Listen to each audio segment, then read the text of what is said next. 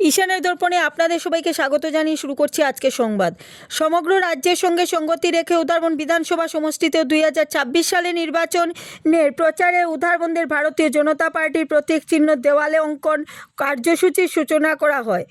মঙ্গলবার উধারবন বিজেপির মণ্ডল কার্যালয় থেকে শুরু করে হাসপাতাল রোড, শালগঙ্গা, কুম্ভীগ্রামে শেষ হয়।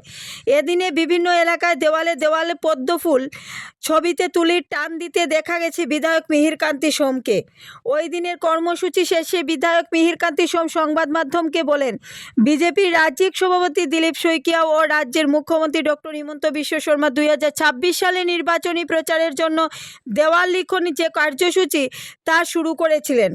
সমগ্র আসামের সঙ্গে উধারবন্দেও সোমবার থেকে এই কার্যসূচি শুরু করা হয়। মঙ্গলবার একের পর এক দেওয়ালে লিখন কার্যসূচিতে উধারবন্দের বিভিন্ন স্থানে বিধায়ক মিহিরকান্তি সোমকে অংশ নিতে দেখা যায়।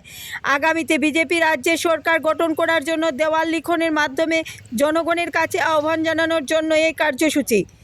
উধারবন বিধানসভায় খুব শীঘ্রই দেওয়াল লিখন কার্যসূচি সম্পূর্ণ হবে বলে জানান কর্মকর্তারা। আগামী বিধানসভা নির্বাচনের দিন খুব শীঘ্রই ঘোষণা করা হবে বলে, তাই দেশের প্রধানমন্ত্রী নরেন্দ্র মোদীর আহ্বানের জন্য সবাই মিলে এই দেওয়াল লিখন কার্যসূচি সম্পন্ন করার জন্য প্রচেষ্টা চালিয়ে যাচ্ছেন।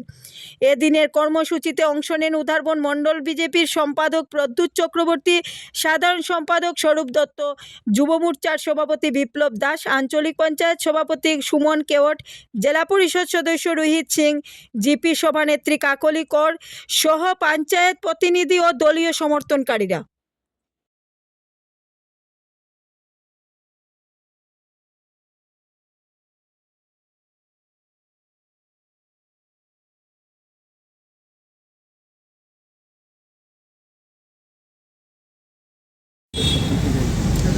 ভারতীয় জনতা পার্টি নির্বাচনী প্রচারের জন্য দেওয়াল লিখনের যে কার্যসূচি আমাদের রাজ্যিক সভাপতি দিলীপ শইকিয়া মহাশয় এবং আমাদের রাজ্যের মুখ্যমন্ত্রী ডক্টর হিমন্ত বিশ্ব শর্মাজি শুরু করেছেন। আর আমরাও ঠিক গতকাল থেকে দেওয়াল লিখন দলীয় কার্যকর্তারা সবাই মিলে আমরা এই অনুষ্ঠান সফল করছি। সবাই মিলে এই কাজে লেগে রয়েছে।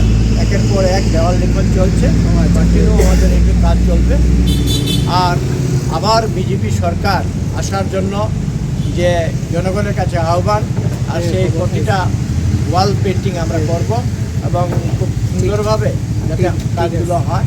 দলীয় কার্যকর্তা, মহিলা মোর্চার ব্রিগেড, যুব মোর্চার কর্মকর্তা, আমাদের মণ্ডল সভাপতি, জেলা সভাপতি সবাই মিলে এই কাজে অংশগ্রহণ করেছেন।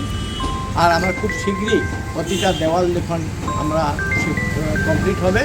আগামী যে নির্বাচন খুব শীঘ্রই ঘোষণা হবে, তাই মাননীয় প্রধানমন্ত্রীর আহ্বান আর জেলা স্তরের, ডিস্ট্রিক্ট স্তরের সবাই কার্যকর্তারা এই কাজে লেগে রয়েছে।